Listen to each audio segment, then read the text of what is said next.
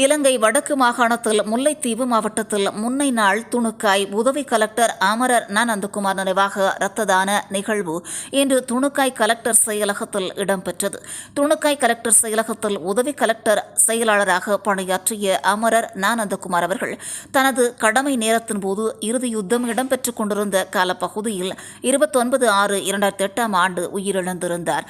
அவரது நினைவு தினத்தை நினைவுகூரும் முகமாக வருடந்தோறும் துணுக்காய் உதவி கலெக்டர் செயலகத்தில் இரத்த தான நிகழ்வு நடைபெற்று வருகிறது.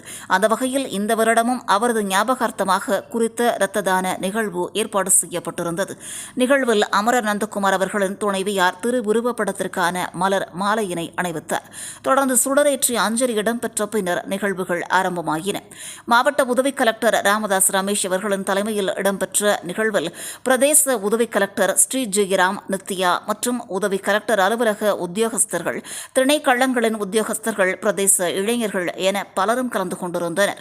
முல்லைத்தீவு மாவட்டம் துணுக்காய் அம்பலப்பெருமாள் குளம் தேக்கங்காடு பகுதியில் பணியின் நிமித்தம் சென்று வரும்போது இராணுவத்தினரின் மிலேச்சத்தனமான கிளை மோர் தாக்குதலில் அப்போதைய துணுக்காய் உதவி கலெக்டர் கடமையில் இருந்த நாகலிங்கம் நந்தகுமார் அவர்கள் படுகொலை செய்யப்பட்டிருந்தமை குறிப்பிடத்தக்கது. இதேவேளை தமிழ் மக்கள் மீதான இலங்கை அரசின் படுகொலைகளுக்கு அரசு அதிகாரிகளும் இலக்காக்கப்பட்டிருந்தமை குறிப்பிடத்தக்கது.